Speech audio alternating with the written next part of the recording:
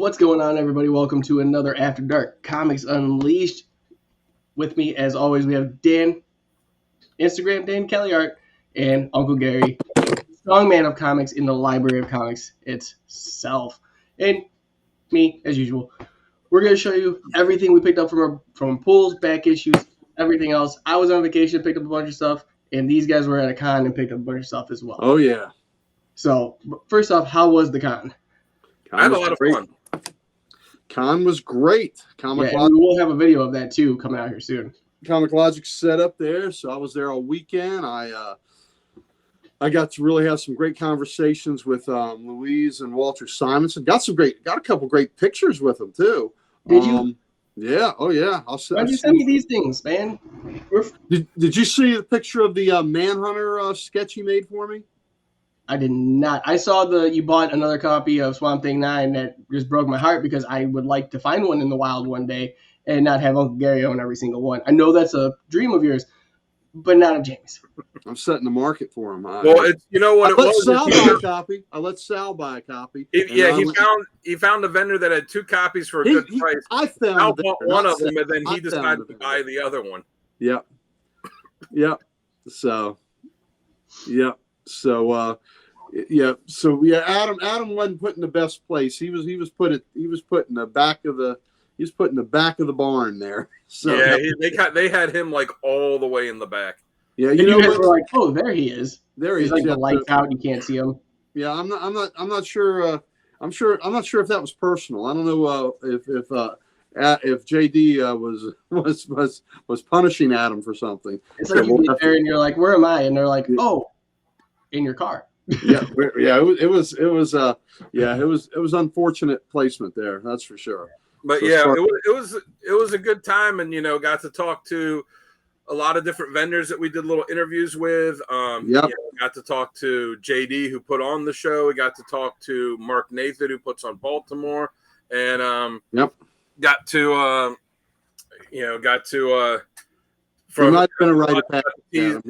tease Rob a little bit about how much money he spent on candy there because they had a table that was selling fudge and another one that was selling like 2 foot long things of like 2 foot long Twizzlers. Yeah, like Twizzlers. Yeah, and like beef jerky, and he went and spent a ton of money on that.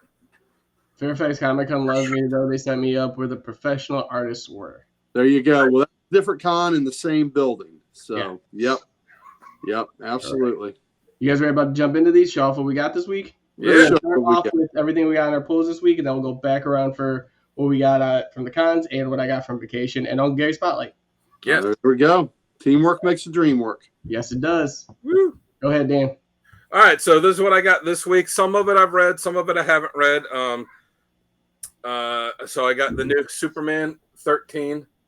Yep. Part 2 of the House of Brainiac story, which the first part was good, and I didn't even know, but yeah, this is cool that it's going to be a connecting, connect with the action cover to I like the first part of it. I didn't read the new one yet, but I really like that first story.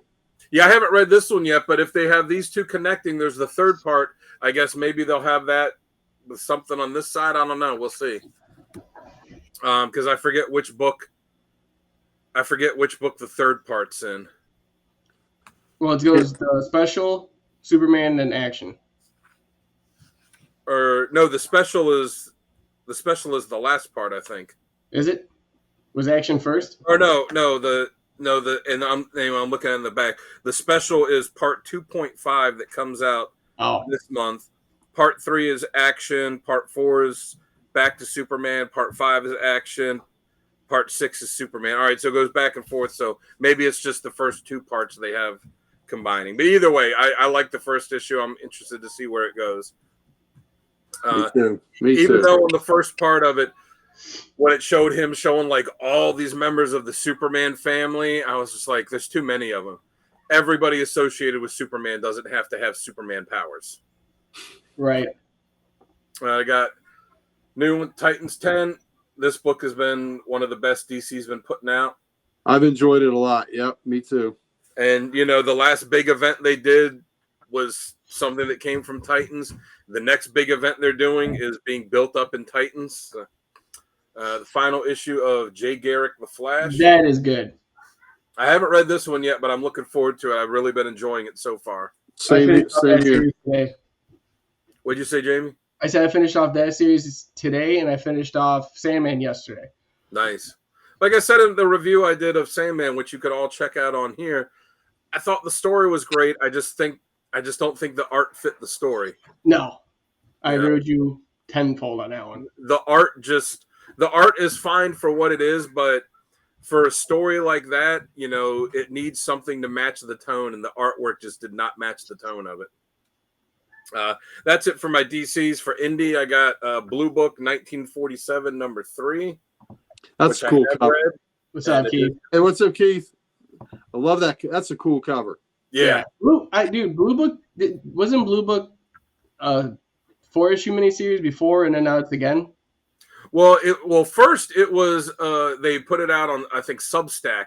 Yeah. And they did all these ones on Substack, and then now they're putting them in print. So yeah, they did the one miniseries that was based on the story of this one couple, and then now this one is based on this this guy from the story from 1947. But the artwork in it's great too, because it's all this black, white, and blue, which and different shades and tones of blue. So it just looks really cool the way that they do the whole story.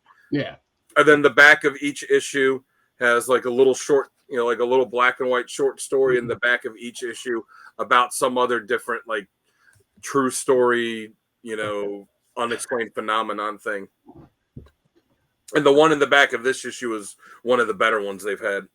Right, and these are supposed to be true stories, which I think make it interesting. Yeah, and I like the way that they present it in the book, where they don't present it as, oh, this is true or this isn't true. It's just presented as, hey, here's whatever, here's what was reported. Here's what happened. This is what they said. It just presents it like that and lets the reader determine, if it is in fact something that happened or not. Cobra Commander number 4. Very anxious to read this. As we see Cobra Commander's bodyguard, as he was revealed in the last issue to be Nemesis Enforcer, which I kind of figured that's who it would be anyway, so it kind of feels good to be right, because normally when as comic fans we make predictions on what's going to happen, we're usually wrong. Yeah. But sometimes the ideas we have end up being better than what they actually do. Oh, 100%. Black Widow and Hawkeye number 2. I did read this. This was cool. Yeah, I have that. Look forward to reading it. Yeah, it got a lot more into Natasha with the symbiote. And got the Roxanne Presents Thor. Yep. Which was just a big waste of time.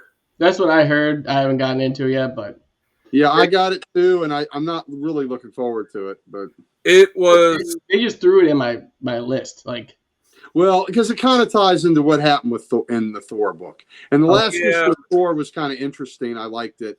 Yes. But I don't know that it needed a Roxanne book, but I'll read it and find out for myself. See what I mean, it's just a way really for Marvel to get you to part with another $4, because reading it was really just a chore to get through. It's a one-note joke that could have been 4 to 6 pages in the middle of a Thor issue and gotten everything across, but instead spread it out to 19 pages in its own book. So it really just that's a cash grab, baby. It exactly was that. It was a cash grab. It was a one-note joke that after the second or third time you read it, you're like, okay, I get it. And then they just keep beating that drum over and over again to the point where it's tedious, and you're to the point where I was like kind of speed reading, like I just got to get through this because I bought it and I'm halfway through, but just this is not enjoyable at all. I read some of these books late at night before I go to bed, and then I'm like, what the hell did I just read? I mean, I don't remember any of it, so the next day I'm like, did I read this? And then I have to look through it, and some of it's familiar, and I got to look through the damn book again. Yeah, this one was just bad form. Yeah. This one was pretty entertaining. Spider-Boy number 6. I've been getting that book and liking it. Yeah. I've been digging it. It's a nice, it's a fun book. got this one. I did read this issue too. This is really good. Ultimate Black Panther number 3. Yes, I can't wait. Yeah. That was a cool issue. And then I haven't read this one yet, but this is the one I'm most looking forward to reading is Avengers Twilight number 5. That has been so good. Yep. Yeah, it's good. God, it's been such a cool series. And yeah, don't tell Precious that. She's reading it and she's not liking it at all. Really? What issue is she on? She's caught up, aside from 6. Well, I haven't even opened it. Came out. 5 is? Yeah. Yeah, so she read 1 through 4. Okay. Man, I've really been digging it. Yeah, I haven't even read it, and she's like, this is a waste of your time. And I was like, what? Like, everyone's raving about it. She's like, don't do it. I was like, I'm going to read it. She goes, I know you will, but I'm not liking it. Well, it doesn't have to. What's up, Richard? What's up, Richard? It could be a house divided if you read it and like it and she doesn't. Oh, I can't wait to do the review. Oh, with her, yeah. Yeah. There you go. I like I said, I've really been enjoying it. Especially like the one book where they had Thor show up at the end. It's like, oh, that's badass. The way they had him show up was just badass. Yeah. So that's it for me. That's all the new stuff I got this week. All right. My turn. And I can't believe I'm actually going to be able to say this, but with a new job and a new everything, new life in general, I was able to get this week's comics. Nice. There you go. Last week's. So I'm all Did you start your new job already? Have you as of Monday. Nice. So far, so good? So far, so good. Nice. So, first off, this is a Precious find. This is actually from a company we know very well, Mad Cave Studios. And it's number 1 of When the Blood Has Dried. Oh, that's a cool cover. Wow, look at that. The interior art looks amazing. She read about 3/4 of this actually in the comic shop and was like, we're buying this, is going on our list. Thank you, Richard. Nice. All right. Next up, we have House of Slaughter number 22. Oh, I like that cover too. Yeah, I like the detail on this one. And the Butcher's War is something I actually look forward to. I hated the series when I started it. I was about to drop it, but then I had that thing in my head where if I drop it, it's going to get good. And it got good. Next up, Something Epic number 9. And see, I thought that was supposed to be a miniseries when it started. It was. It was only supposed to be 6 issues. 7. And then it was so good that they continued it. So did they continue it to just be like a maxi series, or is it an ongoing? I think it's an ongoing now. Because it was the same thing with World Tree. Yeah. But World Tree seemed to me like it had too much of a story to fit in a miniseries, whereas reading that one seemed like, all right, this seems like it is built to be, a beginning, middle, and end story. Right. Well, next up, I didn't even know this was coming out, but they put it on my polls, which I'm very thankful for. But this is from Dynamite, Gargoyles Quest number 1. Nice. That's a cool cover. Yeah. I got from Boom Studios, Lois Lane number 6. This wraps up this series. I thought you said Lois Lane. I was like, what? Lois Lane? No. She don't look like that. I'm just saying. Yeah. We got another Boom book, The Displaced number 3 by Brisson. Nice.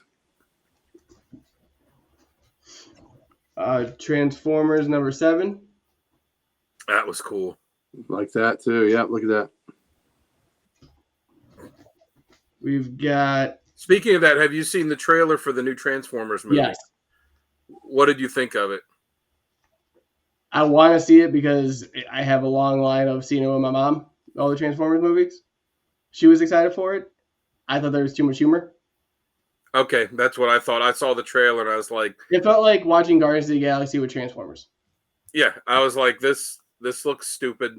And these scenes where, like this end part where it looks like they have this big battle, just looks like they just took the battle from Endgame and put robots in it. Yeah. But next up, another Boom title, but this is Mighty Morphin Power Rangers: The Return number 3. That's groovy, man. That's a groovy cover. Yeah. So that's it for indie. We'll get into Marvel. So I got the facsimile. Oh, Gary, I'm not you. I don't have the real one. The Amazing Spider-Man 254. Nice. Very nice. You'll be seeing a lot of facsimiles in my pile. They've been doing a lot with black. Hey, there's no reason not to. I mean, yeah.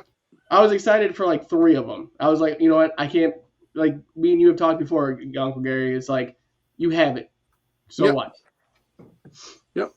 But Symbiote Spider-Man 2099 number 2. I like that cover. Yeah, that's really neat. Incredible Hulk number 11. I love this cover. Yeah, I like that cover too. The interior art is just, it's so tough to get over. He keeps listing him as a guest artist, so I hope that guest stint ends soon. Yes. Well, the story that storyline ends in that issue, so hopefully the next one it's someone else. And it's a really good story too. Yeah, which makes the bad art even worse. Yes. It makes you feel worse about it. Yes. All right. Next up, I got Carnage number 6. That's a cool. That's vicious. Oh, I showed Carnage, and look who popped in the chat. No, Sal. You couldn't Sal. If you're just now tuning in, Sal, Jamie told everybody that he fired you and that he wasn't sure if Sal was going to make it back yet. So I'm just letting you know that it's been rough, man. He's been maligning me. Yeah, I put the line in the sand finally. Or in the sand. I put the line in the sail. The line in the Sal. Yeah. Line in the Sal. Speaking of lines and sails, the Amazing Spider-Man number 47. Nice. Yep. I like that cover. I was gonna say, did you like the meme that I posted? The Sal meme I posted in the chat. No, I did like that. Let's see, we got What If Venom number 3. I heard that there was a good scene in that with Wong, with Doctor Strange asking Wong for help. I don't hate you. No, Sal. It's not. He does not hate you. He just loves you too much. Yeah, like that face belongs on posters for wanted signs somewhere. Yep. Not here. But I heard that one if there was a good scene where Strange goes to Wong to ask him for help, and he tells him he can't because he's going to meet Madison to like watch Real Housewives or something. Yeah, something like that. But next up, Spectacular Spider-Man. Some of what he uses his Wong to get some Strange. Yeah. Exactly. Nice. That's a cool cover. I got the same one you were talking about, Thor, Roxanne 1. Yeah. It's just, I mean, I guess after reading it going back, I don't know if I would still buy it because I'm reading Thor and it ties into it, but yeah. One you already showed. Number 5. Yep. Avengers Twilight. Ultimate Black Panther number 3. Again. The book I keep hearing horrible things about, but I still picked it up. I haven't tried it yet.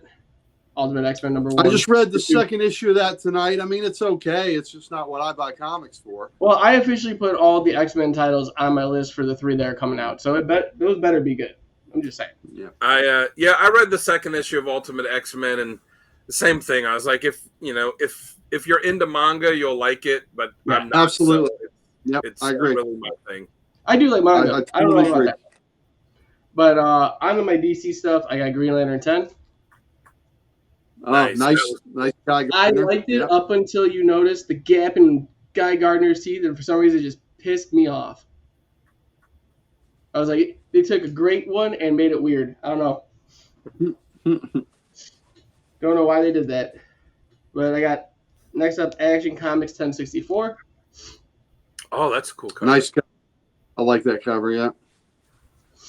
I really dig it. Superman number 13. Oh, that's really cool, Bermejo. Yep. Though, and he's been killing it on Superman covers. Look at the Superman cover again. Superman seems to be a little bit aroused. Just a little. I'm just saying those shorts are. Yeah, he's very excited to be up there. Lenticular cover for a minute. Yeah, but he's been doing some really great. A lenticular cover. Yeah. A lenticular cover. Yeah. Yep. All right. It just popped right at you. He's been doing some really great Superman covers, and after doing some really great Batman stuff too. Oh, Bermejo is fantastic. Yeah. Oh. Go ahead. Were they better? Probably create our own. Well, that's the thing. In Ultimate X-Men, there's really only one existing character that she's been using in it. All the other ones are ones she made. They introduced a new character that makes me wonder if it's their version of Storm, maybe. But it can't be if Storm is in Black Panther. Well, maybe you're right, because this character's got silver hair and lightning bolt earring. Hey, Wes. I mean, if all these are supposed to be set in the same universe and Storm's already there. Yeah, I don't know. So, you're right. Good point. Wonder Woman #8. I love this cover. That is cool. That is a great cover. The golden armor. Yes. Here's one that I do love as well, and this is Green Lantern War Journal #8 too. That's good. That is great. That is cool. Like you, I got Jay Garrick Flash #6. Yeah, that was a fun cover. Great series. I love that whole series. It just actually was a fun read. Like me too, especially because the regular Flash series has just been so lackluster. Yeah. Next up, Nightwing issue 113, but it's number 300 for Legacy. Yeah, that's a cool cover. That is was that Weeks? Who did that cover? This is Dan Mora. Mora. It's Mora. Yeah. Yeah. This is actually up for my cover of the year. So it's a great cover. It's really good. Jamie, show that one again. Yeah. In 1 second. That's a great looking one. Yep. That's cool. I really like Mora's artwork. Yeah. He's been killing it. Yeah. It's too bad. It's too bad they didn't do a blank sketch cover for that issue, because that Titans one you had me draw for you would have been perfect for that issue. Yeah. But next up, I got Titans #10. Oh, that's a cool one too. Yeah, it is. And lastly, Red Hood the Hill #3. I like that cover a lot better than I like the book. I'm just struggling with the book. I read 0 and I haven't caught up to it since, but that's the consensus that I'm hearing from a lot of people that are Red Hood fans. They're just like, Yeah. I am really struggling with it. At the end of the last issue, something they makes it pick up a little, but we'll have to see where the next issue goes. But yeah, I've not enjoyed it as much as I thought I might. All right. Well, Uncle Gary, floor is yours. All right. Well, let's start off with some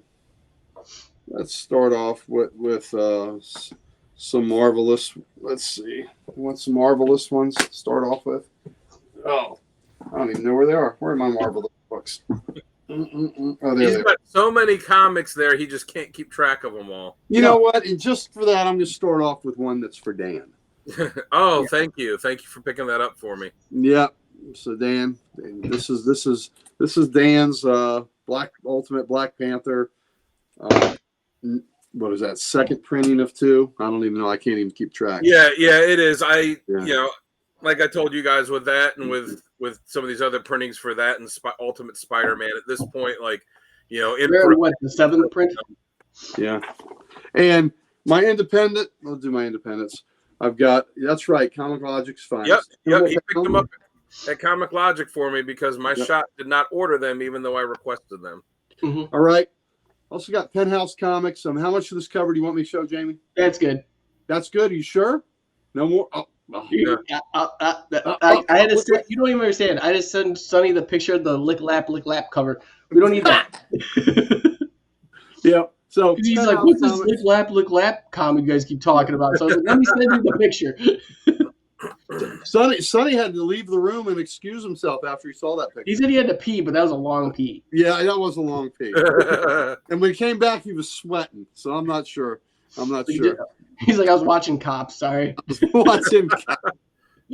I know the Cops doesn't come on until 5:30. All right, Black Panther Ultimate, and you're right. That Storm looks nothing like the girl in Peach Momoko's book. So I kind of feel like it might be a tease to make you think one thing and it's something else. Like, remember at the end of Crossover issue 1 when they're like, "Oh, they're teasing Superman. Superman's going to pop up in here," and then it turned out to be Madman. Oh yeah, Sal said it's automatically edited out of the episode. Oh, is it? Is it really? Okay, Sal's got to ruin good things for people, man. Sal, had you been here, we'd have shown it, but we got to see it before the show started. Yes, you did. You did. Ghost Rider, Final Vengeance. How is that? That's a super cool cover. It was only been one issue that I've read, and it was interesting. We'll see, but I don't know why we're creating a new Ghost Rider, but we'll see. Okay. But I'll read Giant Size Hulk. These giant size issues are so much fun because it was 50 years ago that Marvel was, when DC was in its 100-page phase, Marvel had its giant size books. So we're celebrating that with the giant size books that are coming out. So, again, I didn't pick that one up. Have you read it yet? No, I have not read. I haven't even looked through it. Because I know it's Daniel Warren Johnson that wrote it, so I wasn't sure how closely it tied into the. All right, well, just talk amongst yourself. I'll read it and I'll tell you how it is. That's another show. Okay. He just looks through. He's like, done. Yeah. Dead X-Men. What was the character from SNL that used to do that? Linda, the Mike Myers one that he did. Linda Richmond. Yeah, talk amongst yourselves. Yeah, talk amongst yourselves. Linda Richmond. Dead X-Men. I'm enjoying it just because Cannonball's in it. I hope this is a good issue for him. X-Men 4 was this Rise and Fall of the House of X #4. It's Jamie's favorite character. I know. If he's as cool as he was in X-Men 97, yes, I'll read it. Yeah, everybody's asking me about that. I said I don't have Disney Plus. Sorry. Yeah. Anyway, I will give you my login info. Listen, I will buy a DVD when it comes out. So. I will tell your wife, here's my login info. Put it on the TV. You got to at least watch Mandalorian before Brendan Wayne goes. I don't know that I'm going to have time, dude. That's 2 weeks, and I got work to do around here. Black Widow and Hawkeye, I've got to make the Library of Comics look up to snuff. I've been doing library work this weekend. Wow. So I was off Friday because I had the Mellencamp concert, and I got back late, near midnight. So I didn't work. I took the day off on Friday, spent time doing library stuff. Today I spent time doing library stuff, and I'll finish it tomorrow. So I got work to do before I have royalty here. Spectacular Spider-Man, like you had. Avengers Twilight. We'll look forward to reading that. I also have enjoyed Spider-Boy stuff. It's just fun, it's got that, it's just sometimes comics can be fun. So that's what that is. I mean, Dan Slott's a fun writer. Paco Medina's like, a fun, energetic penciler. Yeah. And another book that's more adult fun is Predator Wolverine Trade. Yes, that was a fun book. Yep. So this is a book. That was a gory fun book. Yeah, like I said, I have the originals, but I like to have trades of the ones that I like because this is an easier way to read them and access them. So, what I did pick up the other probably 2 weeks ago, so I was on the show for it. Stray Dogs. I read that in one sitting. That was a blast of a read. Yeah, I have not. Who wrote that? Was that King? No, that's Tom Fleece. Oh, I'm conflating that with Dog Pound. Yep. Yeah, Fleeks and Wright. I remember. I have not read that yet. Yep. Trades. There you go. Adam knows. Yep. All right. Wonder Man, Simon Williams. Another trade. It's collecting. What does it collect? Kicks Avengers 9, his first appearance, 152 and 153 when he's resurrected. Wonder Man 1, Tales of the Marvels, the Wonder Years 1 and 2. That was a really good series. Avengers 2, Wonder Man and the Beast. Wonder Man and the Beast, Sal. Wonder Man and the Beast. Oh, yeah, that's right. They were great friends because they were Avengers. Yeah, that's right, Sal. You didn't know that. Avengers Annual 6 and then Wonder Man 1 through 5. So, anyway, it's got good Look, there's Beast. He's an Avenger. How about that? Anyway, so nice Wonder Man trade. I'm surprised it took you this long to get it because me and Sal saw it in the shop like 2 weeks ago, It's and been I in my saw it. box. I went, It's been in my box. Okay, I was like, I saw it. And I said, look at the shelf there and tell me which book it is guaranteed that Gary gets. And he was like, okay. oh, So yep, Wonder Man. It came out right after the big volume is. I try to space the Wonder Man books out a little too because I want to show them where I can talk crap to Sal about it. Oh, look, it's Wonder Man, but Sal didn't even have the decency to show up. After our Wonder Man, for those that want a little extra here, go to the special status where you can see our top 10, our new top 10 show, and Sal and I had the top 10 reasons why Wonder Man is an Avenger, and Sal gave some feeble arguments about why the Beast is an X-Man, and you can see that show, and he is happy. He is happy. Richard, thank you. That is the point I made to Sal all the time. He is a miserable blue bastard when he's with the X-Men. But when he's with the Avengers, he is fun. He's a ball of joy. He is a babe magnet. Oh, my God, yes. You are 100% right. So who was it we talked to at which vendor was it we talked to? Tom Cellini. Yeah, when he was like, they're two different characters. Yeah, well, it is. It is. And Sal and I also discussed that. But if you want that extra contact, you didn't win that show. Let the public decide. You know what? The facts, when the cold, hard facts are out there, Sal may win that. But when it's emotion and it's fun and it's a good time, and he is buried. So you all have to be the judge for that when you see the show. All right, moving on to DC. I also got the Nightwing variant cover. I love that cover. That is a cool one. That is a great cover. I also got another variant by a fellow named Jim Lee. Yeah, that's cool too. So that's one of the Jim Lee variants for this week. Sal speechless. Oh, there, never mind. Yep. There you go. Nightwing, the regular. And if you look on his Twitter, Sal, you're absolutely right. You're absolutely right. Look at all that. You are right about that muscle I'm packing. Thank you for noticing. If you look on his Twitter for that Nightwing cover, the DC did like a thing where they animated it so you could see Nightwing like running across the cover of it. It was really cool. All right. Again, we talk about sometimes comics are allowed to be fun. Mark Waid, World's Finest, knows how to have fun. Yeah. Beware, out of the way, beware, beloved DC icons coming through. Mitzelpick and Batmite. Is right. This is got to be fun. Got to be fun. All those Avengers books with Beasts on the covers. Thank you, Richard. Thank you, Richard. And Uncle Gary will just to prove his point. Yeah, thank you. Richard, I love you, baby. Checks in the mail. So, World's Finest alternate cover. That's great. I like that. Okay. Now, Dan, sometimes you don't like it when they put certain characters on World's Finest. Do you think this makes sense for Aquaman to be part of World's Finest cover? Yeah, it looks fantastic. Well, no, you know how sometimes where, like with the Marvel covers where they had the George. Oh, yeah. Why was it on that cover? This actually makes sense because Aquaman was a backup in World's Finest for a while. Yeah. It makes perfect sense, and that's a great Jim Lee Aquaman cover. Very happy to have it. Also got the last Flash and the Boom. Looking forward to that. I think this book has been delayed. It seems like it took a while for the next issue of Batman Off-World to come in. So that's been a very interesting book. Which issue is that? That's number 4. Yeah, I didn't get it. I think I'm gonna have to pick it up. I've been hearing good things about it. Come on, Rich, throw me a bone. Sal, I got a bone for you. Don't worry about it. All right, here we go. Oh, and this is for you, Sal.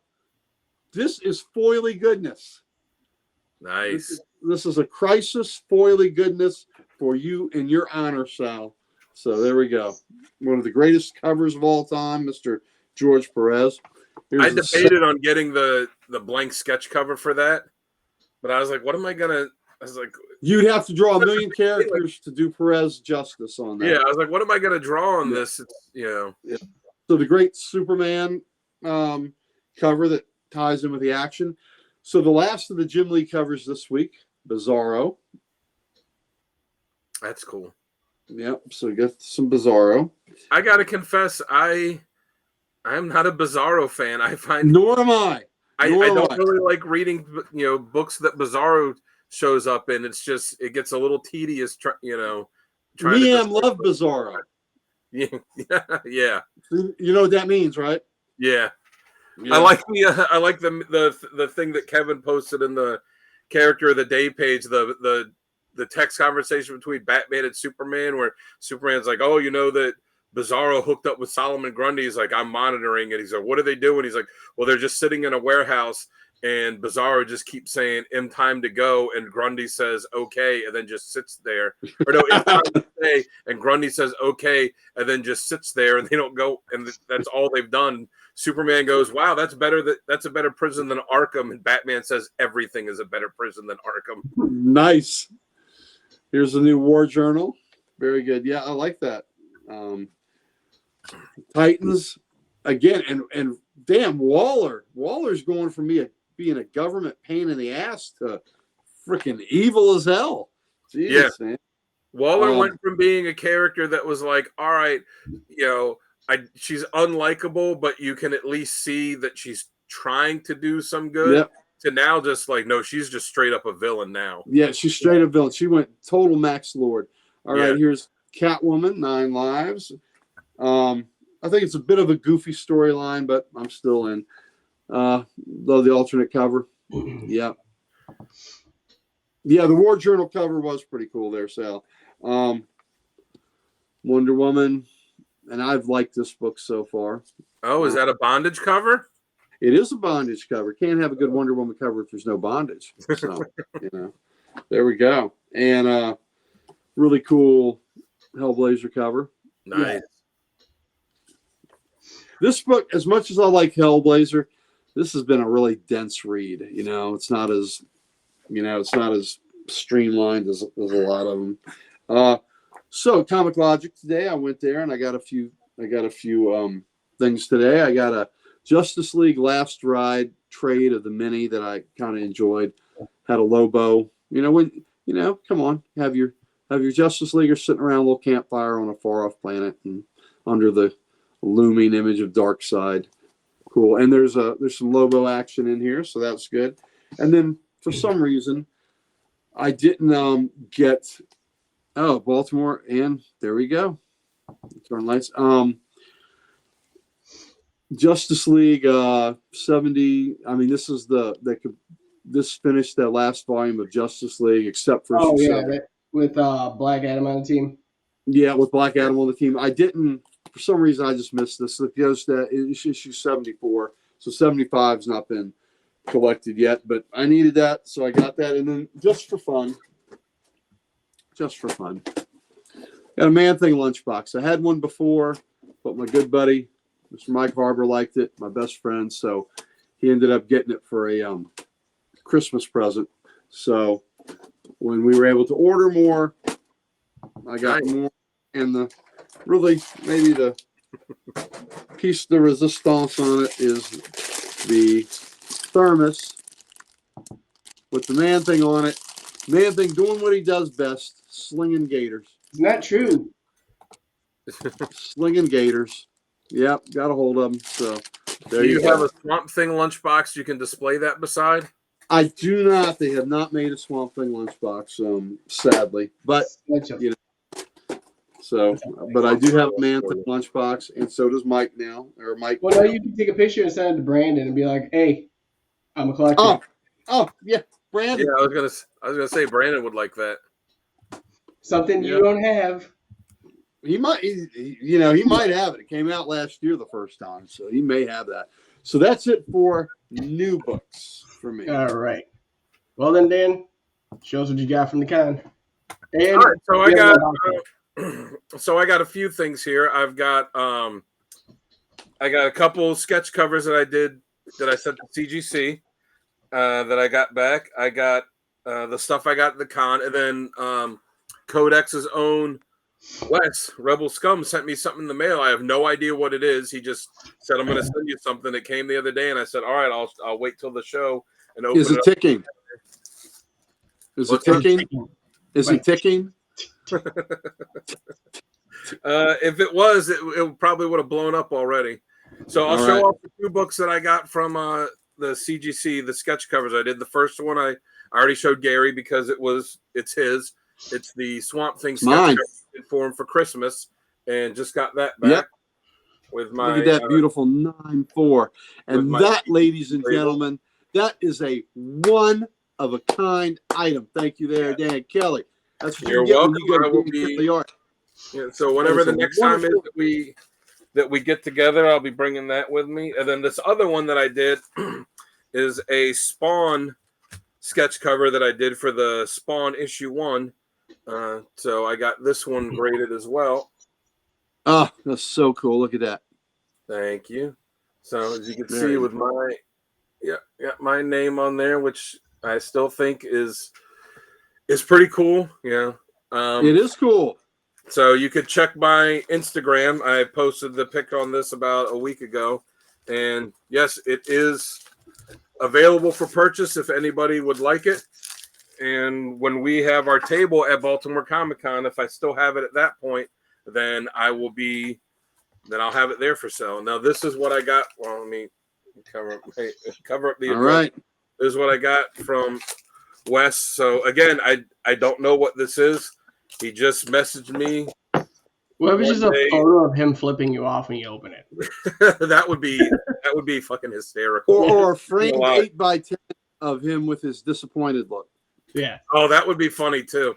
No, it was when we were doing whatever show it was we were doing when we were all on, and he was on it too, and he messaged me. He's like, "Hey, what's your address?" A couple years ago, I found an old celebrity photo that my daughter had sent away for when my oldest had sent away for when she was in elementary school, and she got an autographed photo of somebody, and I found it again and I gave it to her for Christmas, and she opened it, and it was her old autographed 8x10 of Bill Cosby. So she was like, "Oh my god, I forgot all about this." So that was great. Yeah, we're getting the I actually started filling the paperwork out at Eternal Nights. We are getting a table in Artist Alley. So the plan is I'll have my artwork and stuff to sell, and then we'll have some CODEX stuff to give out, and try and get some generate some more followers. Yeah. Well, and most of us will be there. I'll be there for sure. Precious, Uncle Gary, Sal, obviously Dan, Tim. So we'll all be at the booth at some point. Probably won't be there forever. I'll try to stay as long as possible, obviously, but yeah. So we're gonna have zooming in and out. So we can figure it all. Hey, so this is what Wes sent me. Oh, thank you, Wes. This is awesome. Oh, nice. So you know what it was? It's because when he was doing one of his unboxing videos, I messaged him and I was like, "Hey man, that was a cool unboxing one." He's like, "Oh, I got this other stuff I haven't shown yet." And he showed me all these pictures of it, and he was trying to decide, what he was going to send to CGC, what he wasn't going to, what he was going to keep and sell. And he had a few copies of this and the silver one, and that's when he got the gold Gambit one too, which is super cool. And I had told him, I was like, "Yeah, I remember when those books came out when I was a kid." Correct. Yeah, I remember telling him, I remember when that book came out when I was a kid and how it was super hot. And I remember the gold and the silver covers, and at the time they were, on the pricier side. And I was like, as a 12-year-old kid or whatever, however old I was when I was, thank you. So I really appreciate it. I'm going to have to, Wes, that was mail for you. That was really cool, Wes. Good job. That was super cool. Cause when I was I'll be there next year, buddy. We're working on getting the table too. Sonny will be there this year, right? Yeah, Sonny doesn't get good footage though. But I was I was telling him, I was like, I was like a 12-year-old kid or however old I was, when you're going to the comic shop with your allowance, I didn't have the money for that. So this is awesome. Thank you so much, man. This is super cool. Still in the pilot too. That's awesome. I was thinking about some This show Spider-Man. is the thing dreams are made of, and we help each other out. I was thinking about sending some Spidey books to get graded, so that might have to go with it to, just have a big Spider-Man thing. It's wrapped for your protection. Anyway, so this is the stuff I got at the con. The first book here I already had, but I took it with me, and I got Walter Simonson's autograph on the bottom here. Oh, that's awesome. So, it's not a good, you could see it's, the copy is kind of beat up. When I pulled it out of the box, it was a little more beat up than I remembered, but it was $10 to get his autograph, and they don't keep the money. They donate it to which charity is it? It's the comic relief or something. Did Sal's message just say he bagged Polly Goodness? Yes. That's what I thought. Oh, my bad. My dyslexia. I know. I had the same problem. Yep. But you know what? Now I've got, now I got Simonson's autograph, which is one of the coolest autographs in comics. It is. It is. I'll move on. I showed the Manhunter picture he drew for me. Oh, so good. Yeah. I'll move on to some books I got. I got this one. I think I paid like $1 for it. I just, I might have gotten it as a free book with some other stuff just because, who doesn't like milk and cheese? Milk and cheese. If you've never read Milk and Cheese, I highly recommend it. It is laugh out loud funny, and it is offensive in every way, unapologetically offensive and stupid, ridiculous violence, and it's just hysterical. And I highly recommend it. These 3 books I got at these were the last ones I bought at the convention. I got from Comic Logic. So I got this Green Lantern number, was it 19? 19? Yeah. I have a copy of that book signed by Martin Nodell. Wow. Who's the creator of Green Lantern. So I have this copy signed by no one. Yeah. But I'm glad to have it's it. cool cover. Great It Gil is. Kane. It is. Great It's Gil awesome. Kane. Jamie, I just sent you a picture. Buddy. Oh, that's awesome. Isn't that a good picture? Yeah. That is. What'd you send him a Me picture and the of? Simonson. Oh. Me and the Simonson. Okay, yeah, I remember you sending that. I got this just because for whatever reason, I don't know what happened to my copy of Amazing Spider-Man 388. It's foily too. Foily goodness. Yeah. That's his parents on there, right? Yeah. And then this one, just because I like the old pulp characters, the DC, the Shadow #1. That's nice. Kaluta cover. Yep. Yes, yeah, good Mike Kaluta cover. And I kind of dig that it's got this this like date stamp there too. Mm-hmm.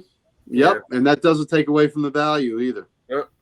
I forget which vendor I picked this up at, but as I'm working on completing my Invaders run, this is a really nice copy of issue 38. So it's one more to cross off my list. Fake, yeah, it was the fake parents one. Fake parents. That's Spidey. But yeah, unfortunately, where it is with Invaders, like it's not any of the big price books from the series that I need, but all the ones I need are like 10, 15, $20. So it's not like it's going to be easy to pick up. Did you check Cellini's Invaders to see what he had? Because he had that collection where he had pretty good runs of some of those Marvel books. Yeah, he did. I just kind of wanted to, since I didn't have a ton of money, okay. I just wanted to kind of spread it out to a few different things. In fact, I think these next 2 books I think I got from him, a second print of New Warriors #1, just because I thought it would be cool for when Marvel had that short period of time, like a year or 2, where they did all these second prints with these, where they just made the backgrounds of them gold. I was like, you know what? There's not a whole lot of them, and they're, and most of them are not expensive. So, and they're all for books that I already am working on runs of anyway. So I might as well just get them. So that's one crossed off, and this one as well. The second for New Mutants 87. Nice. So now I am 3 books away from complete New Mutants run. I need 98, and I need the second and third printing of 100. Well, one is harder than the other 2. Yeah, one is going to be a bit tougher to get than the other ones. This was one I've been wanting to get for a while, and I found that the guy had a good price on it, so I had to pick it up, which is Rye number 0. Yes, I see that everywhere. Yes, First Bloodshot, and most of those old Valiant books don't have a lot of value anymore, even the ones that once did. But this is one that has consistently held its value. And the next 4 are all first appearance ones that I got. This one, the X-Men Annual number 14. X-Men Annual 11. First Gambit. Yep, the first Gambit. First Gambit. I like how the dealer actually had it labeled as the first Gambit, because I guess you could make this a argument like the Hulk 180 or 181. This is the first appearance of Gambit. It's not X-Men 266. Gambit shows up for like 8 pages in this. He is referred to by name. He has many lines of dialogue. He interacts with many characters. It shows him in his costume and in an X-Men costume. And it came out 3 weeks before 266. You got that from the same person that that Sal and I got the Swamp Things from Aftertime Comics. Yeah. And then I got home and I realized I already had it. But this is a nice. Wow. Really? Yeah. Okay. Well, you upgraded at least. Yeah. So this is a nicer copy. Yeah. So this is a nicer copy than the one I had. So the one I had, I guess I'll move to the stack of stuff to try and find new homes for. But I got a home right here if you're looking. Well, like I said, in every definition of a character's first appearance, this is it. Yep. So, just because CGC has decided that 266 is the first appearance, like, well, it was supposed to be. It doesn't matter what it was supposed to be. This came out 3 weeks before. It's not like it was, just 1 week. It was 3 weeks before. Hi, Pam. Yeah. Hey, Pam. So I just got Hello, 3 Pam. more left. I got 2 raw books and a slab, but they're all pretty cool ones, I think. I got Fantastic Four 35, first appearance of Dragon Man. Nice. Is a pretty nice. It's got this tear in the cover here, but honestly, There's nothing wrong with that. Yeah, I honestly didn't even notice it at first when I was looking at it, and the rest of the covers. Of course, he is nice. TJ. Yeah, it's and it presents well. Yeah, and you know what? It's Fantastic Four 35. So yes, it is. Yeah, I mean, the only way I'm going to get these books, short of winning the lottery, is to get ones that have some damage to them. But I'm okay with that. Yeah. Because like I said, I'm going to show you guys some that they got damaged, but I own them now, so I don't care. That's right. Exactly. Like, I would rather have it in my collection and have it not be pristine than not have it and hold out for a pristine. And as Uncle Gary says, it's an upgradable copy. Yeah, absolutely. And then at the same spot I got that, I also got this X-Men number 19, the first appearance of Mimic. Yep. Hey, TJ, good to see you, buddy.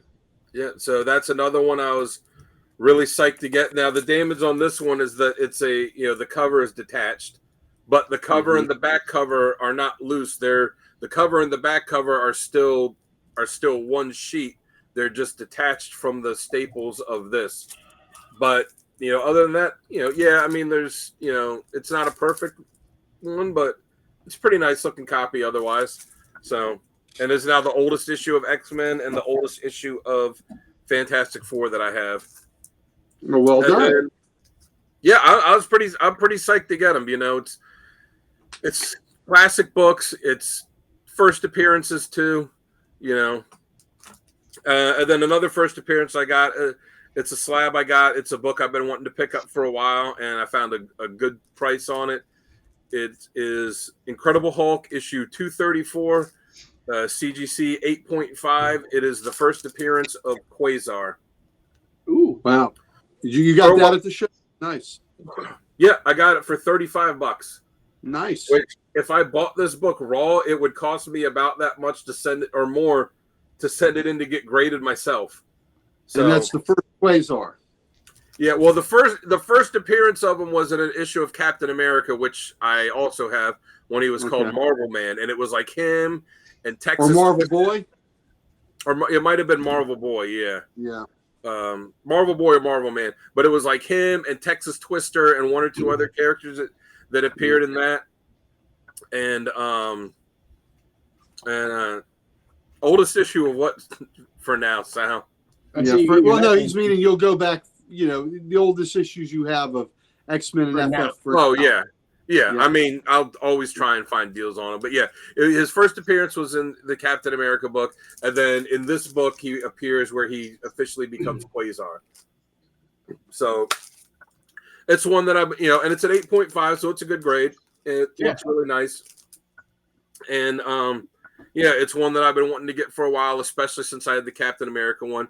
And then I didn't even realize that as a bonus, it was released the month and year I was born, April 1979. Wow. So, so that's that was my haul from the convention. Not a ton of stuff, but I'm pretty happy with it. This was the first time in a long time that I went to a convention and I really went for quality over quantity, and just saying, "Oh, I'm just going to walk out, I'm going to dig through dollar bins and spend $100 and walk out with $120 books." So I was like, I'm going to get some some little more valuable books, and I got everything I got a deal on, except for the slab book. I paid what he had marked for it, but again, it was $35 for a first appearance. That's graded, so, and an 8.5 too. Yeah. So I'm pretty happy with with that. You did well. And now I'm very anxious to see what Jamie got.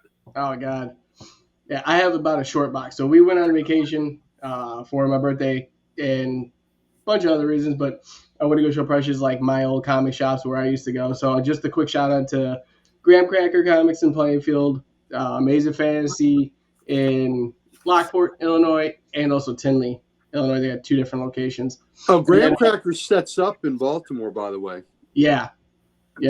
Jamie from Graham Cracker. I think his name's Jamie too. He's a big wig there that everybody knows, man. Yeah, there's a lot of Graham Cracker comics everywhere. But and then lastly, I bought my Wiz comics last year from Graham Crackers. Did you?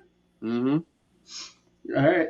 I can't wait to see. So, and then lastly, it was Half Price Books in Orland Park. Those guys, every one of them did amazing.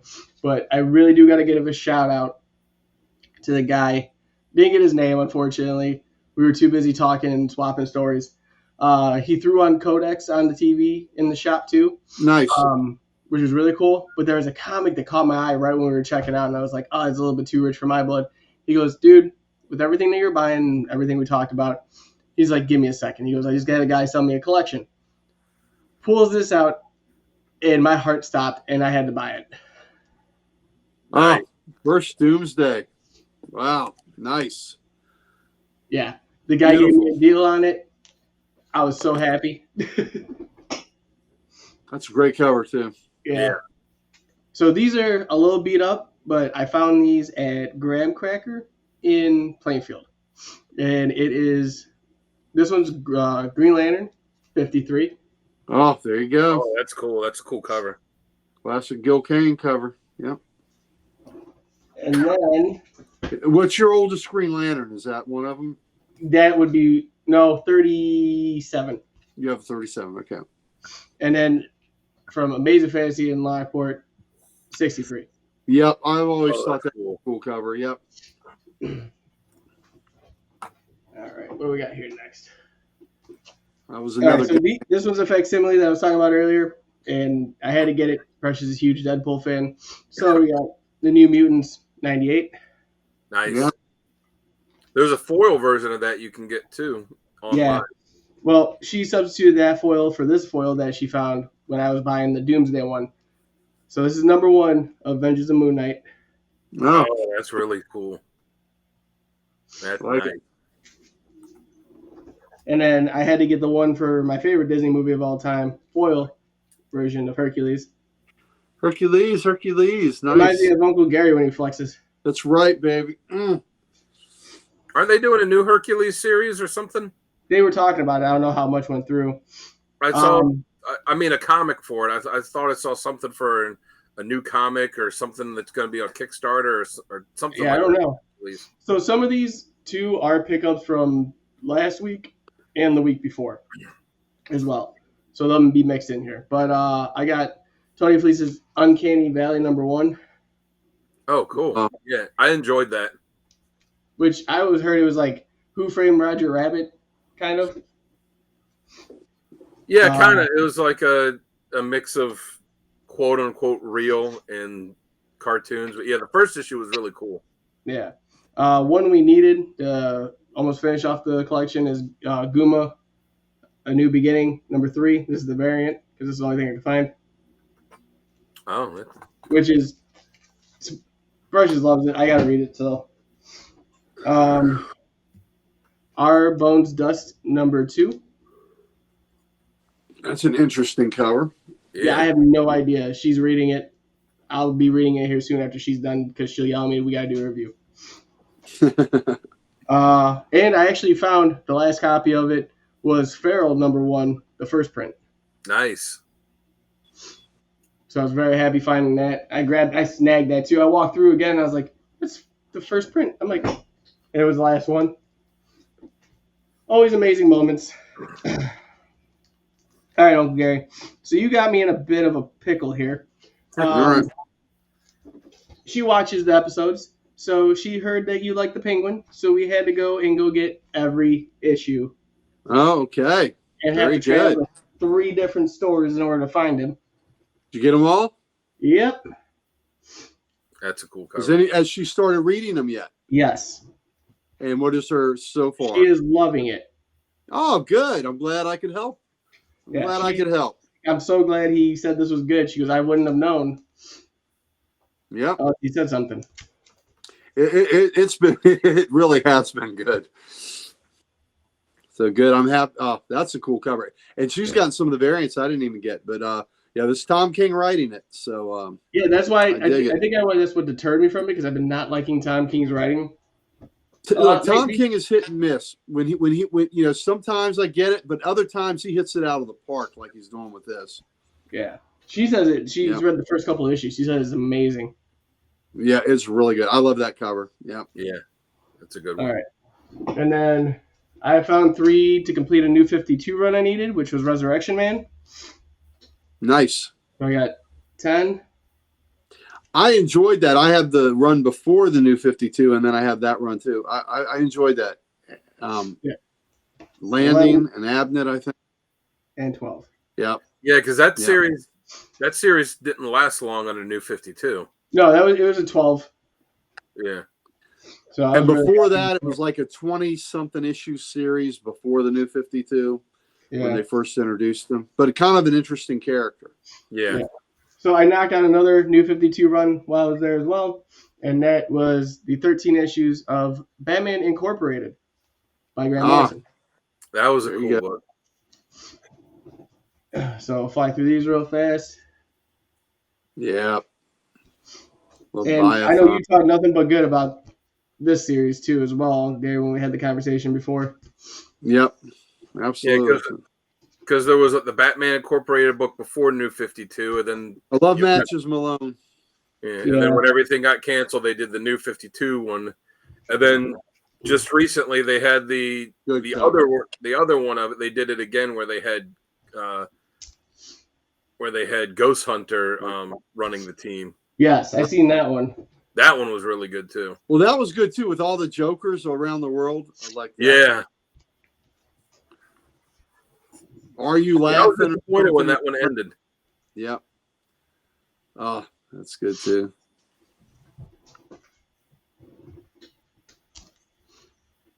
That's a good cover. That was sad where Damien stopped breathing. Yeah, that's a great cover. Yep. Yeah, where Damien got killed.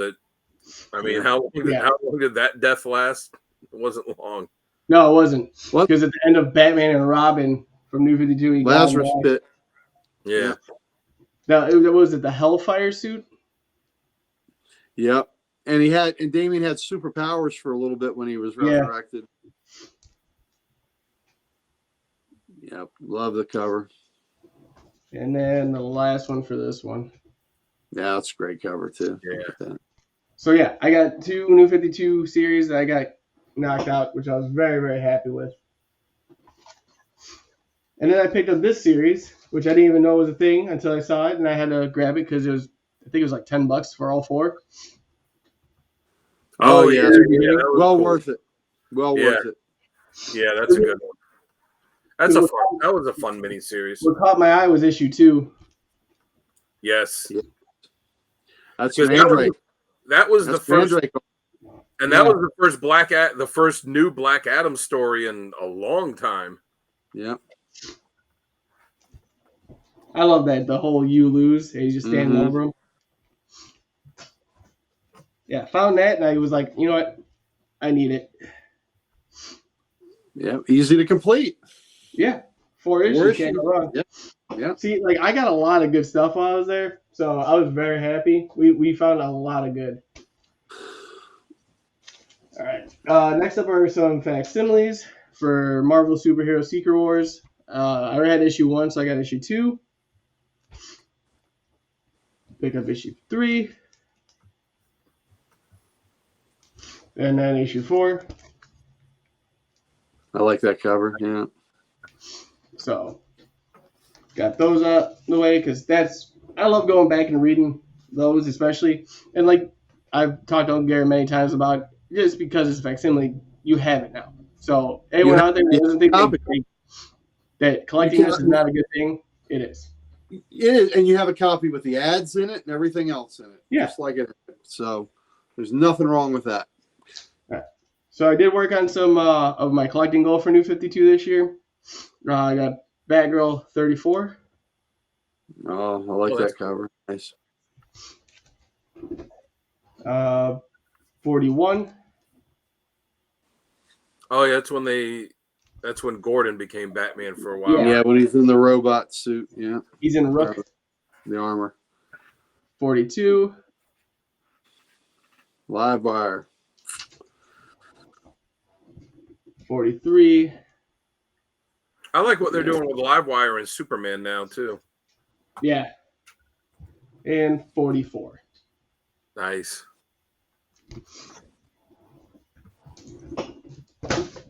Got that one. All right, so all of these are annuals that I needed. So from New 52 Batman Detective. Oh, no, this is actually 36. Issue 36 of Detective. Great cover. Yeah, that's a good one. And then here's the annual number 3 from it. Yeah, that's a really cool one too. Annual number 1. Nice.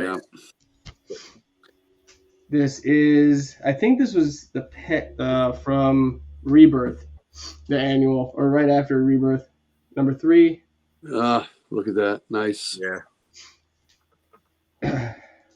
This one's from the DC Universe line. This is the annual number 1 for it.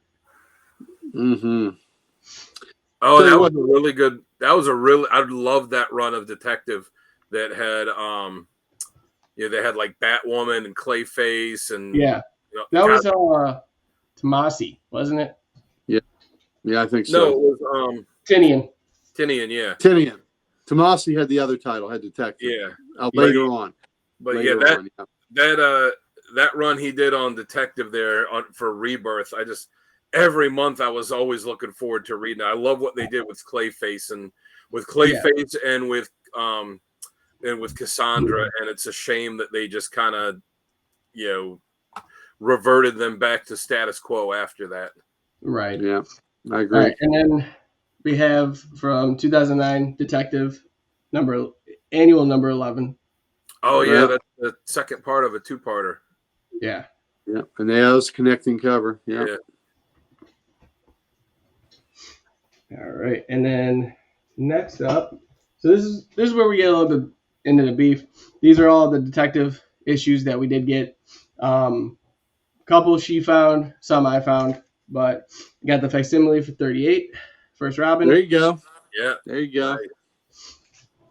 The facsimile for 58, which is first Penguin. Oh, Yep. that's cool.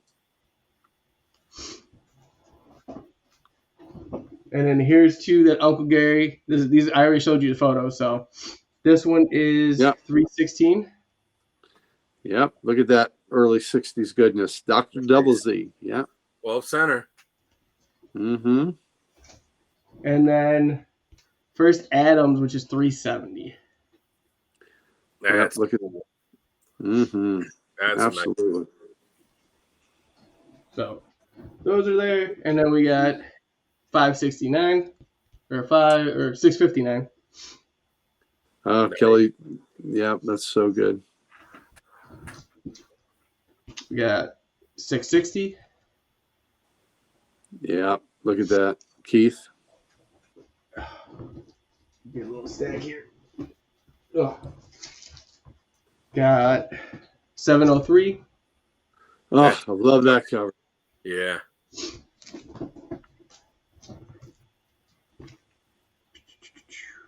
Good number. 754. Yeah. Very cool. 756. That's a really cool cover. Yeah, I like that a lot too. 757. Yep, I love the logo on this, the detective and the Batman. I just think it's so cool, so classy. Yeah. 758. Oh, that's a really great cover.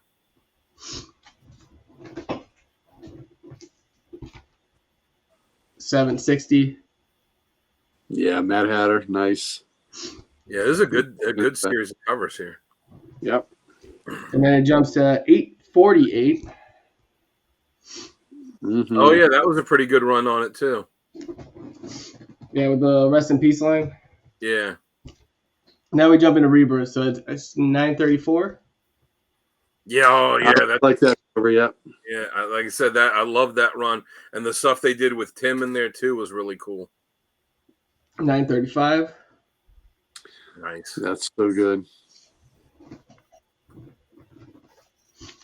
$936. Nice. 37. Mm-hmm. Look at that. 38. Yeah. All these covers are just excellent. And the condition on these are really nice too. Yeah. 940.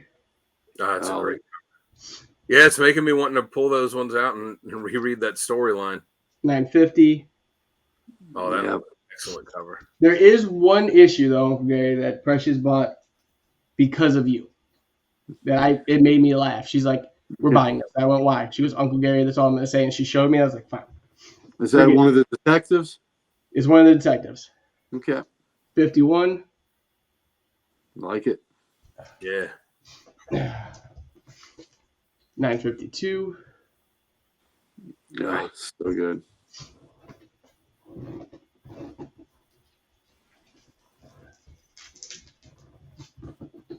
Or 959.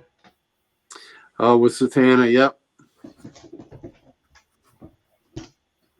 961. Yep, Yeah. that was a two-parter, yep. Yeah, it's always good seeing, I always like seeing Batman and Satana team ups. Mm-hmm. No, Pam, I'm moving backwards in time as much as I can. Trust me. But Pam's right. It's a nice run. Those detective covers are fantastic from that era. 962.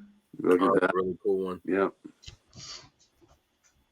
It's funny how the Azrael Batman suit went because everyone kept wanting like a harder Batman that would like really mess up his opponents and kill them. So they're like, "All right, we'll give it to you." And then they made Azrael Batman and gave him the suit. Everyone was like, "Oh, we hate this. We haven't hate this. Give us Bruce back." And then they bring Bruce back. And then now looking back at it, everyone's like, "Oh, cool. The Azrael Batman suit showed up again. That was so cool. Like, y'all need to make up your minds." Yeah. That was Asbats. Yeah. Yeah. Like he was Bruce. I will say his suit was cool, but the fingers on the gloves were stupid. A little bit. But 964. Look at that. 966. I like that a lot. Yeah. We're almost done, ladies and gents, I promise. No, these are great. Yeah. 975. Oh, look at that one. Fantastic. Yeah. Like I said, man, this was, you'll really enjoy it when you sit down to read it. I loved it. That was such a fantastic book at the time. Yeah. 980. Yeah. Look at that. And she's finally getting to the point where she's starting to know like writers and artists. So she'll pick it up. When she saw Diddy and she's like, "This is Something's Killing Children writer, isn't it?" I was like, "Yeah." 983.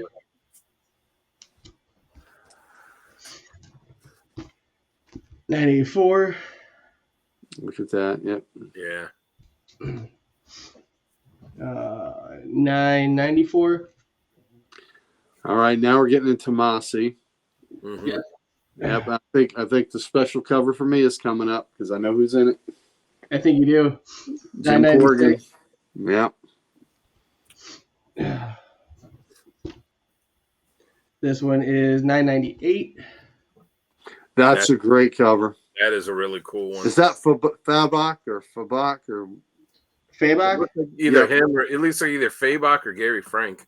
Yeah. It's like I'm gonna have to look because it doesn't have the names like they do now. It doesn't matter. That's just. Well, which issue is it? I'll look it up. This is 998. That may be an alternate cover too. I'm sure it is.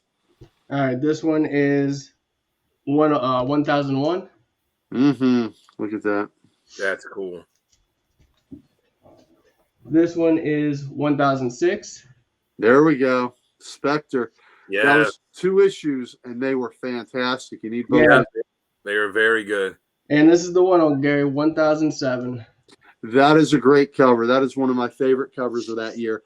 Have you read those 2 issues, 106, 107? No, we've been literally just buying them up, and I want to hear from you after you've read them. Those Tomasi wrote it, and Kyle Hotz did the art, and they thought they had a Spectre series that was going to come out of that, and it didn't come out, and they were both brokenhearted. Oh, it would have been so good. Yeah, I just looked it up. That 998 cover is the B cover by Gary Frank.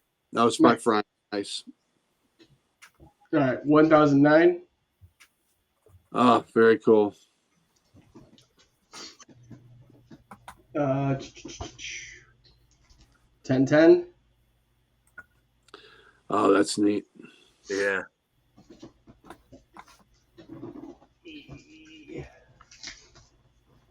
1013. There you go. Yeah, a lot of these were.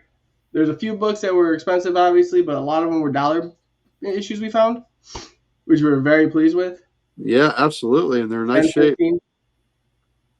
You're the villain stuff.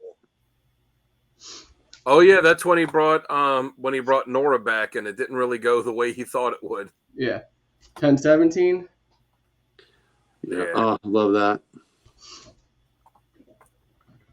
1018. So I got to ask, when now with it being you and Precious, when you put the books away after you read them, put them in the long boxes, short boxes, whatever you have, is there like, oh, here's all of my books and here's all Precious books, or is it just here's all of our books? We have them organized in CLZ, so we know like what box is what and basically who's got what. Okay. So they're all put together, but in there it'll say like there's an owner part, so it'll be like Precious or me or whatever. So that way we know. But realistically, it's both of ours. Yeah. But 1019. Look at that. Nice. 1023. That's a great Joker cover. Yeah. Yeah. 1024. Yeah. Oh, that's cool. 1030. The fact that you were getting most of them for $1 a book's pretty cool too. Yeah. And I think we got 45 out of these were $1 books. Nice. I mean, that's cheaper cover price. Yeah. 1038. And it's cool because, like I said, that story being so good when you finish it, like you're not having to wait another month to be like, oh man, I can't wait for the next issue. I don't have to. 1035. Oh, I remember that story. That was a pretty good one too. 1055. Look at that. Nice. 1057. Oh, love that cover. Yeah. Okay, and this ends the detective stuff at 1058. Oh, that's a cool one too. So good. All right, now these next three, I gotta say, I got these strictly because of Uncle Gary. I'm saying it because it's true. We've talked about them. You've been asking me about them. I was gonna get the trade of it, but I found them finally at Amazing Fantasy in Lockport, Illinois. Longbow Hunters. Oh, Swamp nice. Thing Green. Nice. One. That was a really cool series. The art in that is spectacular. It is. Oh, yes. yeah. I've read issues 1 and 2 so far. I look forward to hearing what you've what? I read issues one and 2? Yeah. And 3. Have you liked 1 and 2 so far? Oh, it's amazing. Like I didn't think it'd be that good. Yeah, it is. Doug Make's It is art. good. Doug Make's art in it is so good too. Yeah, she really likes the art. She's like, I'm in. Yeah. All right. Man, So that's everything. Yeah, his art is very well suited for the horror stuff. So so Dan had already read Green Hell, but I've talked you into Green Hell and I've talked Sal into Green Hell, so that's good. Yeah. So you talked a lot of people into it, and I ended up getting it. So nice. Yeah, Dan had already gotten it. He was already there on his own, but Sal, I talked into it, and I'm glad you did. So just come here, read it. It's gonna be good. Oh, he walked out of Comic Logic with it. So yeah, because he took him to the beach to read that weekend. Yep, absolutely, and he loved it. So that was pretty cool. All right, old Gary, time for the spotlight. All right, well, before we get to spotlight, and actually the spotlight's going to be something I bought, but it'll be because I bought 20 of one title. That'll be the spotlight. All right, doesn't know anything about that. Not today. Yeah, I had a spotlight, ladies and gentlemen. It was everything. Yeah, there we go. Detective Comics spotlight. Yeah. Yep. So we'll go with maybe some of the least exciting stuff first, and those are books that I already owned. So my upgrades. Okay, so let's see. So an upgrade I got I own all these books, but I got better copies of. Got a good deal. My buddy Tom Cellini from Comics and Gaming got FF 169. So there we go. I got Avengers 126 was one that I had in bad shape. So what do you do with the ones when you upgrade them like this? What do you do with the other ones you have? Do you keep them, or do you just kind of?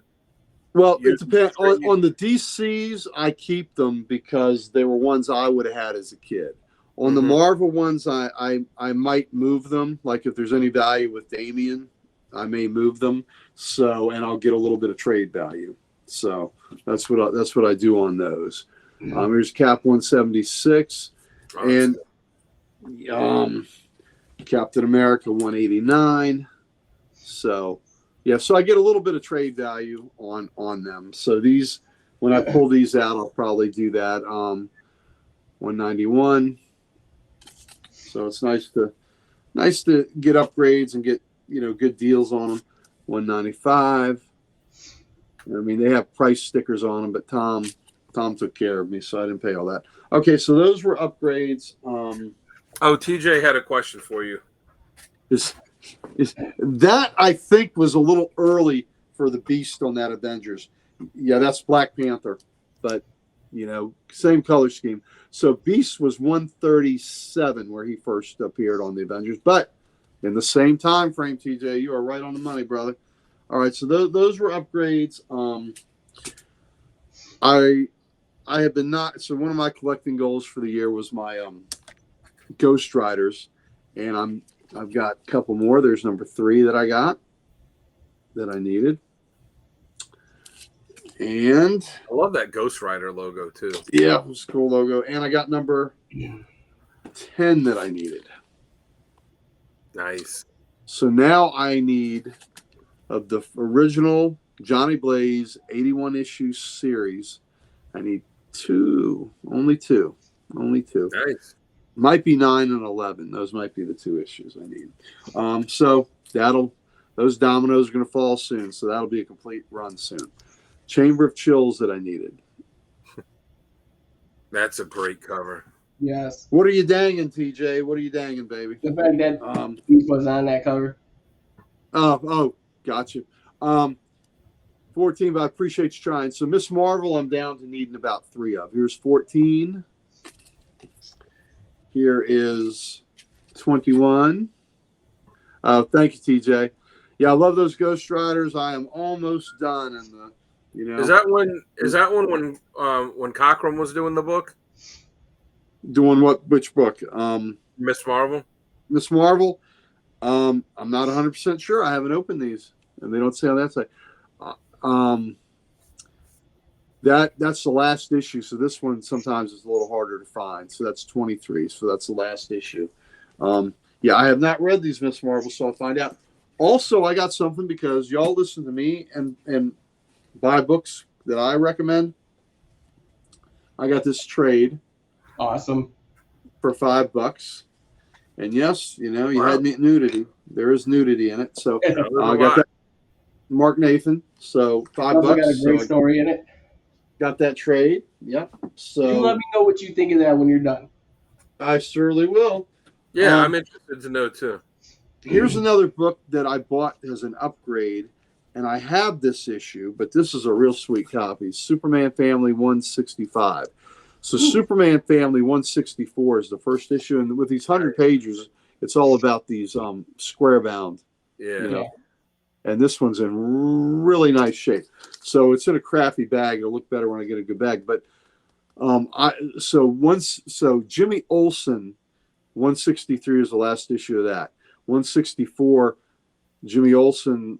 It kept the Jimmy Olsen number in his Superman Family, and Lois Lane jumped in it, and Supergirl became a part of it. And you see here where they have the characters there.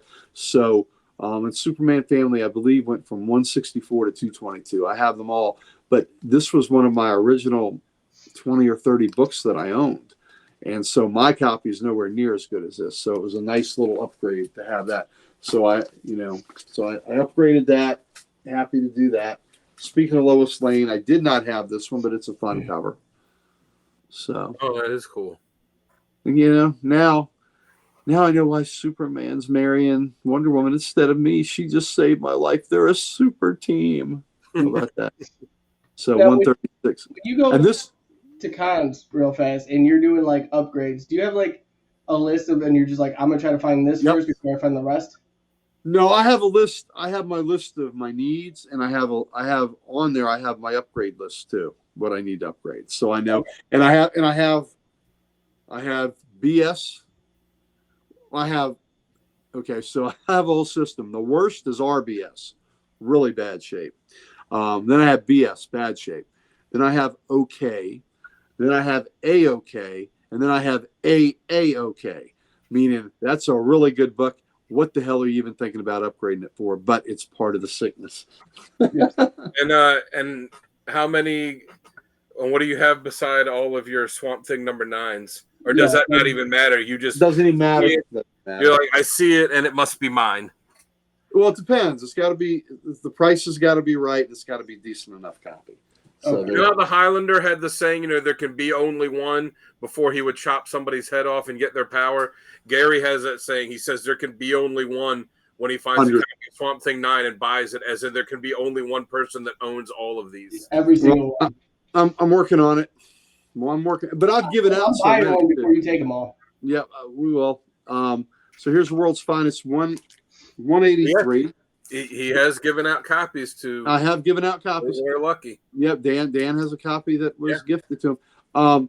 So the World's Finest 183. I'm about 10 or 12 issues from having like 98 up at World's Finest. So wow, I'm doing some good work on that. I got Adventures Comic 359.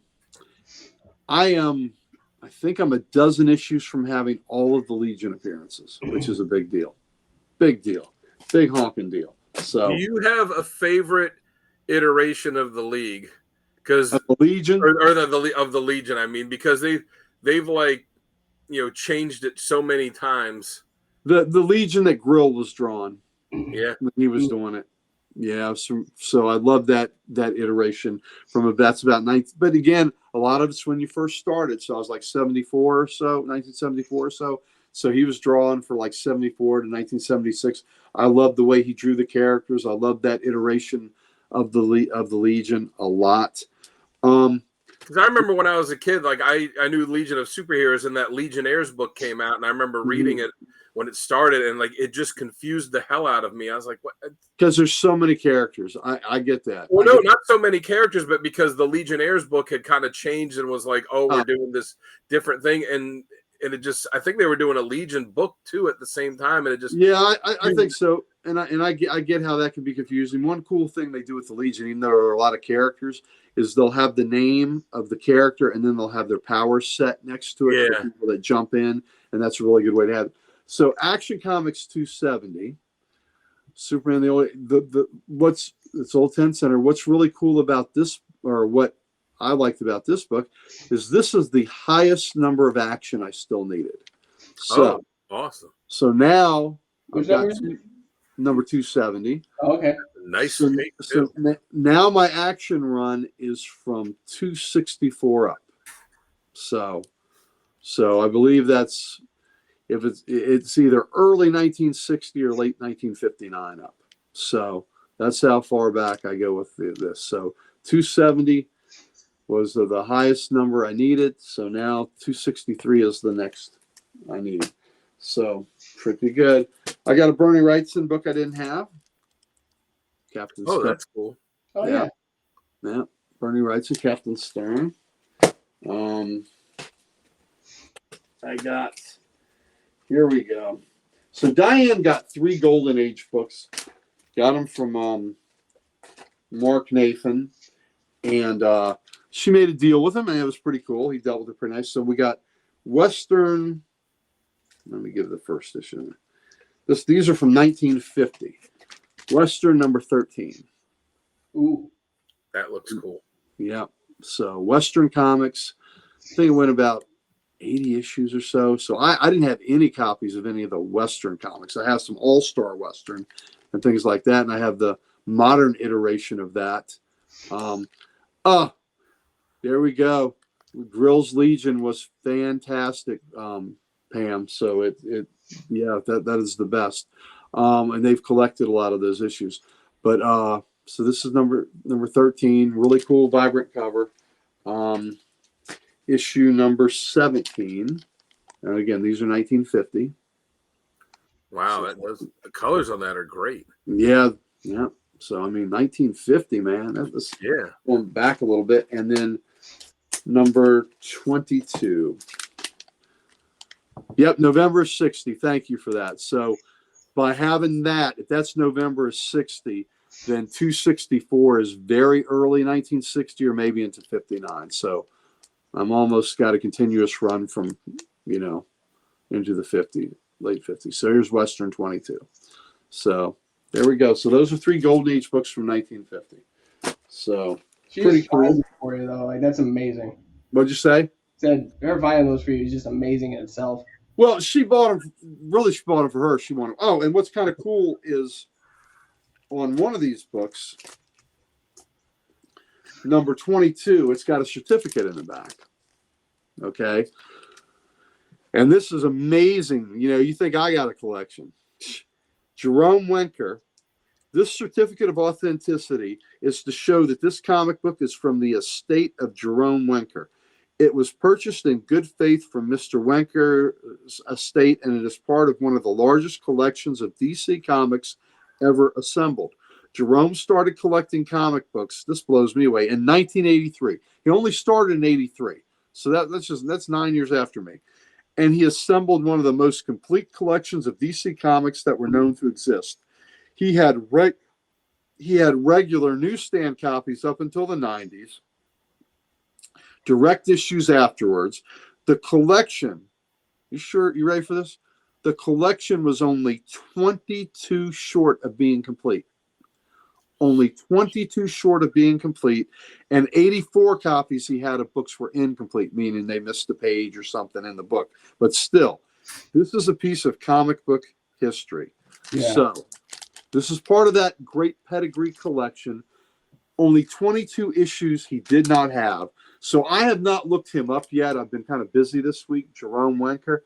But of course, I want to know, what 22 issues did he not have? And immediately you think, okay, action, detective, but it's possible he had those. There are a lot of rarer books. You know, Detective 27, you can find copies out there. Detectives 1 through 26 are brutal. Try finding those copies, because the ones with Batman on the cover, more people saved because that was such a dynamic character. But the earlier ones, people didn't save as much. New Fun comics that ended up becoming more fun comics, those were tabloid size books, you know, like the tabloid newspaper size. Yeah. Those are extremely rare and hard to find. So I've got to think that it's a mixture of maybe some of the most expensive ones, but some of these that are just super, super rare. So, you know, I'm just really fascinated. What 22 issues did he not have? So yeah. I will have to research that cat. And like I said, I think I got a good collection. My God, Jerome Wenker. And he started in 83. He started 9 years after me and amassed that. So hats off to him. I imagine he was caked up too. I imagine he has some serious cash going on. But anyway. I mean, he had to have been able to amass that collection, and not starting until 83. Right, because by then action had started to jump up a lot. Because the 1970s Overstreet, the first Overstreet volume that was published, it was $300 for Action 1 is what was valued. By 83, that price had jumped quite a bit. But, you know, of course, nowhere near what I mean, you know, I'm not sure if it was at 10,000 yet, but still, but it was definitely over 1,000 by that point. I would say it was somewhere, I'd guess it was somewhere in 1983, it was somewhere between 5 and 10. But, you know. Well, Jerome Wenker is listed on LinkedIn as living in Minneapolis, Minnesota, and he's listed as a collector/dealer. Well, there you go. It's got him still, because it does say his estate at one point. Can you have an estate if you're still living? I don't know, but when I looked it up, when I had looked it up earlier, there's a thing on the CGC forum where somebody said, "Hey, I got this book and it's got this certificate in it. What is it?" And somebody else had commented, "Oh yeah, this guy, you know," and this is in 2022. Commented like, "Oh yeah, this guy lives in Minneapolis." So I don't know if they're just looking at the LinkedIn thing or not, and assuming it could be, it could be something that just happens to still be up there. Right. So, and if he started in 83, you know, that would probably make him younger than me, but that doesn't mean couldn't have had a shorter life. Yeah. You know, I know the guy that created Mike's Amazing World of Comics just passed away this past year, and he that site is one of my favorite sites, and he made it so that site will stay up there in perpetuity, and it'll be updated when it needs it and all that. So that is one of my favorite sites. Okay, so now Tomahawk covers. I get certain ones, and Neil Adams did a really great. Yeah, or it could have been the Blue Devil. Neil Adams did a really great Blue Devil like that, TJ. Run of covers. Look how great that Adams cover is. Cool. So he did about 20 issues of covers, and I ultimately will get all of them because I'm such a Neil Adams fan. But this was toward the end of this run of this book. I want to say it was in the 140s, 150 when Tomahawk ended. So you want to complete every issue of Tomahawk. Good luck. You know, good luck, because they're just not out there as much. All right, so I got two really cool tone covers. One is a GI Combat 93. Ooh. Yeah. Come on, boys. Isn't that special? Yeah, I saw it in person. That's one of the ones when he was choosing between that and another one. He's like, which one do you think you should get? Asking me and Sal. Both of us were like, you should get the plain one. Well, all right. And the other one was really cool where he was in sewer. He's in a sewer shooting through the open manhole cover at a tank with a bazooka. And it was really cool perspective cover. But this is just kind of neat with the bridge and the tank overturned. I mean, but that's that famous gray tone style cover that Russ Heath did. So that's 94, 93. And then here's 102, another gray tone cover. Nice. So, and these aren't cheap. These aren't cheap. There's some, they're not quite big boy books, but they're not cheap. I got a nice bit of a Sergeant Army at Wars. There's a 130. So, the thing that's cool about this is the pink cover. Whenever you find a pink cover that is bright like this, get it, because the pink is one of the easiest colors to fade. So when you get a really cool pink cover that's bright and vibrant, and you're vacillating on it, go ahead and usually get it, because you may not find one that looks that good ever again. Here's our Army at War 140. That was 130, I think, the pink cover. There's 140. That one's cool. He's got the go-go checks plane. Yeah, he sure does. Yeah. Our Army at War 144. That's a great cover. Yep, sure is. 144. These Kubrick covers are so good. 183. Nice. Yep, and again, these are bright. There's your go-go checks. Yeah. 183. Sergeant Rock 192. And these covers are also bright and beautiful. Sergeant Rock 204. And I think I'm less than 20 issues away. So Rock Army at War / Sergeant Rock, issue 302 or 303 became Sergeant Rock, and to 421 or 22 when it ended. I'm like 20. I'm probably 20 issues or less away from having I think like maybe 140 up, something like that. It's a pretty good run. Wow. Maybe not quite 140. Yeah, maybe 140. I gotta look. Anyway, here's 205. That's a really cool cover.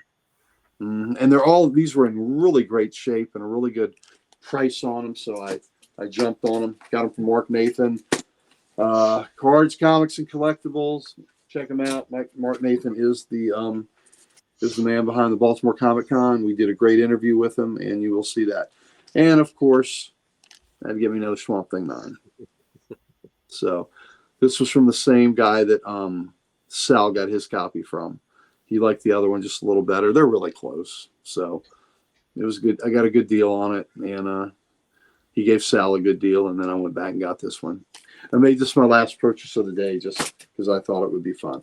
So that's going to end up that. I'm going to segue now into my showcase, and that is because I got 20 issues of the same book of a title I was working on. So 20 issues of the same book sounds like Sal with Venom every month. But it's true. 20 issues of the same title. And this title is Marvel Team Up. And going into this week, and it's 150 issues plus like 7 annuals. And it was about a month ago I finished Marvel 2-in-1, which was with the Thing, and that was 100 issues plus 5 annuals. I got the last one I needed there. So Team Up will fall this year, without a doubt. So I got 20 issues. I needed 28, so I only need 8 more. So Marvel Team Up 30. And these are in nice shape, too. Spider-Man and the Falcon. And all but one of these I got from Mr. Tom Cellini. 33. Spider-Man and Nightheart. And they're all in and all of these are from a original collector. So he sold it. So I'm only the second owner of these, which I think is really cool. Nice. 34, Spider-Man and Valkyrie. I really like this cover. 37, Spider-Man and Man-Wolf. Yes. Yeah. So yeah, this is the showcase. Spider-Man and that great Avenger, the Beast. There you go. Look at that. Look at that great Avenger. That is a cool cover. And the Griffin. Yeah. Here we go. Number 39, Spidey and the Human Torch. Nice. Yeah. Spidey and the Human Torch. All right. Number 41. Yep. Spider-Man, Scarlet Witch. I do like that one. Yeah. Yep. Spider-Man and the Witch. And a lot of these are Gil Kane covers. 43, Spider-Man and Dr. Doom. So, it's like a superhero, supervillain crossover team up. mm-hmm. Yep. Moondragon? And Moondragon and Doom is in this one too. So it continued on. And the Witch is down there too, still. So I think she's still hanging around. Spider-Man and Killraven. There's a team up you wouldn't expect to see. No, all the time. A lot of times they did this team ups when they were promoting books. So they were trying to sell some Killraven books, is why they had that. Spider-Man and the Thing, number 47. Nice. Yeah. But yeah, that's why for a while, every time there was a new Marvel book, it'd be like guest starring Spider-Man. Like, let's get them to buy it. Hope they like it enough to come back next month. Yep. Spider-Man and Doc Strange. All right. We're at 55. Spider-Man and Warlock. That's cool. Yep. This one was a little more expensive than the others. I forget what first appearance it had in there or why it was important, but it was. I'll look at it. Which issue was it? 55. There's something in it that's a little extra. Marvel Team Up 55. But of course, Tom gave me a really good deal on all of them. I got all these Marvel Team Ups for less than 100. Spider-Man and Black Widow, 57. Nice. That was one I remember that I had when I was a kid. Yep. And this was Cockrum. That was Cockrum art. Killraven, worst costume ever. I'm not gonna argue with you on that. Zombie Cat. Oh, I know who Zombie Cat is. Hey, Zombie Cat. First, 55 was first appearance of the Power Gem, first appearance of the Time Gem, and first appearance of the Gardener and Elder of the Universe. There we go. So Stones and the Gardener. So 76, Spider-Man, Doc Strange again. 80, Spider-Man, Doc Strange, and Clea. So they're really trying to push some Doc Strange. Oh, nice. Yeah, trying to this time period. Spidey 87, Spidey and the Black Panther. And again, it's neat to see that all these were from the same collector. So they're all in that really nice shape, that he was bagging them and boarding them. Spidey 81. There we go. Spidey 102. Spidey and Doc Samson.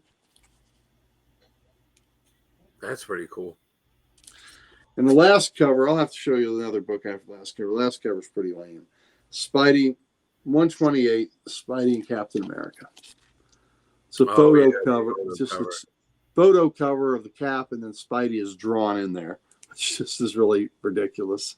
So that looks like the Reb Brown Captain America, So, but the head, the little head one, that's John Byrne there. But anyway, so the Reb Brown Captain America, didn't he have? Maybe it's not Reb Brown. The see-through shield. Yeah, I guess he did, but it's just a dude in the costume. Then I don't know. So, but I'm trying to think. To cleanse the palette here, we'll see a great cover after that last goofy cover. There we go. Cleanse the palette. But anyway, those are the showcases. 20 more, only 8 more Marvel team ups, and they are all mine. And I have, most of the early issues. So there we go. So not really any hard ones left. Actually, I do need the black costume Spider-Man 141, but Damien has it for me, so I will be getting it soon. Nice. There was someone famous. I'm trying to remember who it was. That like one of their first gigs was like doing a thing for Marvel where they would wear the Captain America suit for stuff like that. I want to say it was Jonathan Frakes, but I might be wrong on that. Oh no. I have to look it up again. Okay, so TJ has a question. I may have asked, but question: how do you all keep up with your want and need list? I still have old paper list. Is CLZ app the way to go, or something else? I mean, I do. For me, it's CLZ because it has your want list and what's in your collection. That one does help me a lot because of the fact that I can find that first print and kind of know what the difference is between. Because I know Sal saw the Superman Man of Steel AT. He was like, "Oh, that's the second printing," and my heart dropped because I was like, "I'm sure this is the first print." Like I was 100% sure. I was right, but yeah, that's the way I do it. I mean, I don't know what the rest of you. I know, Gary, you got a system, so. I do both. So CLZ is nice to have, especially if I don't have my list with me. But I have a steno book that is from the late 70s, early 80s, and I have stuff written down. I'm not a guy like I know Dan does spreadsheets and all that. I'm not a computer guy, so I have handwritten a lot of these things. Say action is well, now it's a lot of issues, but I have written the numbers and then I cross them out. So I cross them out, and some of these I'm writing hundreds and hundreds of numbers. But then I get to a point where, I have a complete run of, so I didn't have to. When I first did this, it was in the early 80s. So at that point, action was at probably 400 and something. And I'd have those numbers written out. Since then, I haven't had to do that because I've got unbroken runs. But so I have that book, and then I get index cards that are quicker for me to have and carry around and look at. And on the index cards, I can write what needs to be upgraded. So I'll have what issues I need and then what issues I need to upgrade. So I'll see both of those there. And CLZ is nice to have as backup, but CLZ can't tell me what I need to upgrade. You know what I'm saying?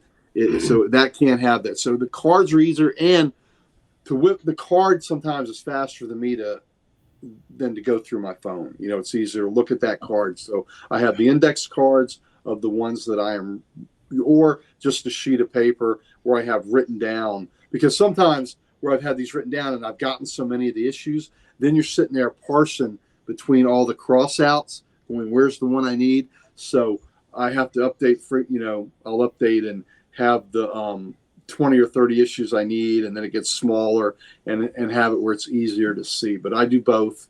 I rely on the paper more at a con, but when I'm out and about, I don't always take it with me, and I stop in a comic shop. It's nice to have my CLZ that I can use. Yeah. Well, in CLZ too, I mean, the downside of relying on that is, especially at some of these cons when there's a lot of people using cell phones, like you're not going to get good service. I've had it before where like I don't have CLZ, but I've just wanted to look something up, and I'm like, all right, the internet's going super, super slow. So keep that list, TJ. Go paper, baby. Keep the paper. Yeah. And CLZ is good just for me to help keep track. That's how I know what my numbers are, and of course it doesn't count my doubles. So, but still, it's nice to. I like having it. I love having it. I love having the visual. The other thing is you can get the visuals of the books too. You can see what what you need and what you're looking for. You can add your doubles in there, right? I don't know how to. All you do is rescan it. It'll say you already have it. Just add the collection. It'll add it. Yeah, but then but I don't know how you see that though. When I know that it says that you've already added. What do you want to do? And you add it. And I guess it'll add a number, but it won't show you when you look up that title that you have two of that thing. Yes. Okay, well. Like I got 3 Guy Gardner Warriors for no reason because I got them at a con and they were in a pack. And I have all 3 of them on there. Okay, well, you'll have to show me. Oh, yeah. I'm sure Sal. You have to show me in person because I don't know how that works. It's like my phone. I don't know half the shit my phone does. Yeah. Well, for me, I don't have CLZ anymore. I have you bet, TJ. You bet. So I have 2 lists. So I have a spreadsheet that I add stuff to for what I have. That's a good idea. Yep. And my spreadsheet, it just has the title of the book, and it's all in alphabetical order. It's the title of the book, the issue number, what year it came out, what company it came out for, and then there's like a little thing at the end where I could put if it's something different, like if it's a variant or a second print, or if it's autographed or graded or whatever. Like I have a little note thing for that.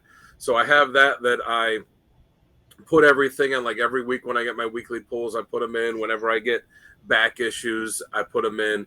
And then what I do is I update that, and I have it on a flash drive. But the first of each, whenever the first of the month is, when I put my new pulls in there, I'll email that to myself. So, God forbid, knock on wood, if anything happens to the flash drive, I'll still have an updated one in my email that I can just pull up anywhere. And then I have just a Word document that I have all the stuff I need in. That, in fact, I have one of the old ones here that is like this, and you can see I just have this. I'll just like fold it, stick it in my back pocket whenever I go, am looking at something. I just pull it out. All the books that I need, they're all in alphabetical order. So if I'm like, oh, I'm looking for Fantastic Four, I'll know, okay, I just got to flip to this page. Here's all the ones I need. And I will, and then as you can see, I'll cross them off as I find them. And then, when I get back home, I'll just pull up the one I have saved, take out the ones that I bought, and, reprint another one for, whatever the next show I go to is. And then I have some stuff separated, like because I didn't feel like adding them all back in when I decided I wanted to like complete the Valiant run for all the original Valiant books. So I have a separate thing, like, all right, here's all the Valiant stuff I need. Here's some like, Rocketeer stuff. And then like for those Marvel portrait covers from the 80s, I have the complete set of that, but I want to get doubles of some of them for the books that I'm working on runs of. So I can have like one copy that's in there with the run, and then another copy with the complete set. So I've got like a separate thing of that, of, okay, here's just the doubles of the portrait covers I got to get just for those runs. And then we had the comment that, they use the notes on their phone. That's pretty smart too. Yeah, I've done that before too. If I'm, if it's something that's like, that's really recent, and I got to remember to pick this up, I'll just put a note for it. So in my phone, so when I go to the shop, I remember like, this came out like 2 months ago. Let me pick it up. Absolutely.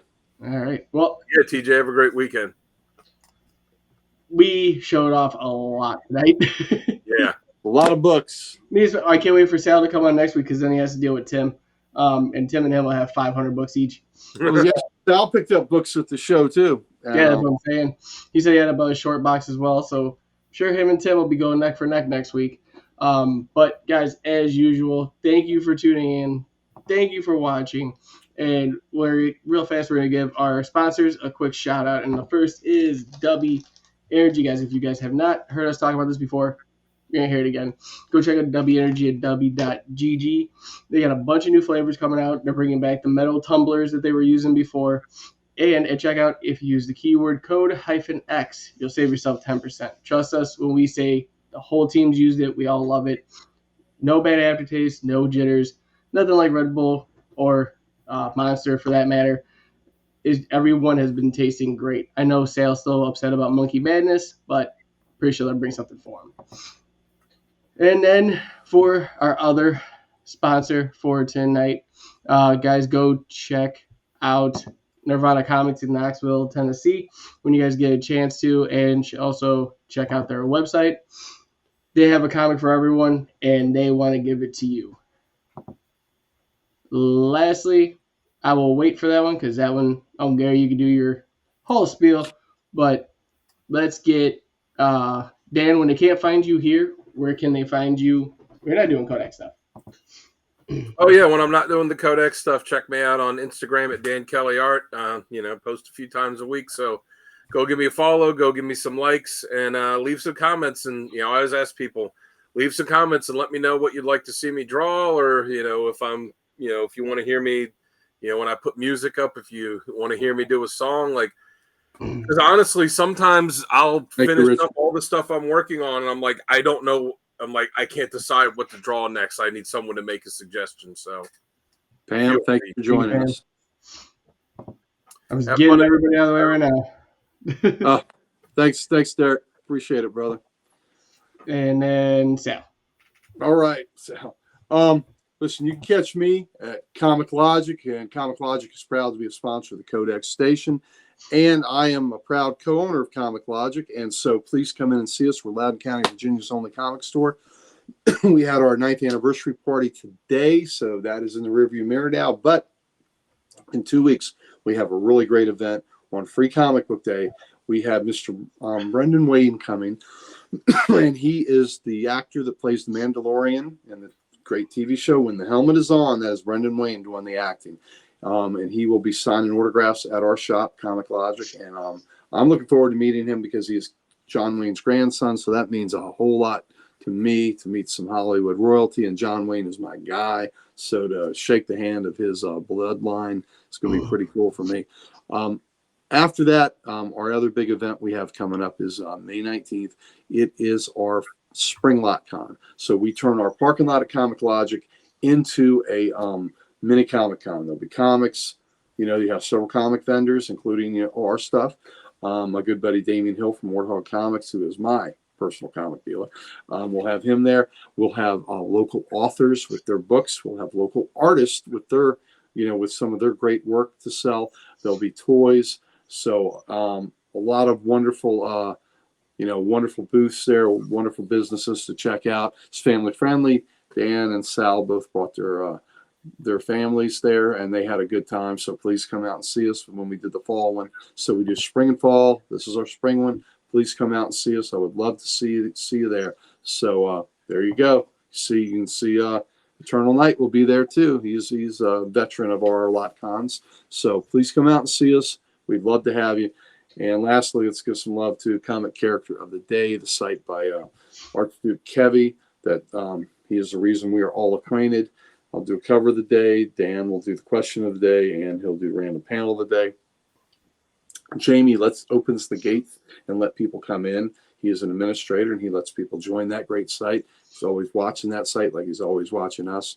So that's where you can find me. And then let's kick it back up to the man, the myth, the legend, the founder, the man with the vision that started this wonderful channel that we are all proud to be a part of, and that we look forward to imparting, great comic knowledge, great comic wisdom, just great love and passion of comics to you. And the reason that we can do that is because of the vision of that man right there that built this station. He built it brick by brick by brick. So what we have and what we're proud of, that man right there, J-Dub made it. All right. Well, guys, you guys know what I'm about to say. Go check out the CodexStation.com. It's your one-stop shop for everything Codex. Get some merch, meet the team. Let us know what you like and don't like, and find all of our... Hang on. Oh, Gary, I'll let you give it to him. Well, let me tell you something. Here at the Codex Station, all the hosts, not just me, all the hosts, we have all the socials. And we would like nothing better than to give them to you. Yes, and you can find all those on the CodexStation.com. There's a lot, so trust me, you don't want to miss out. But as for tonight, it was a great show. Thank you, everyone in chat. Thank you, everyone that viewed or showed up and watched. We're out. We will see you in the next one. Later. Someone gonna say it, or do I have to go up? Or gaping holes. Gaping holes. Yep.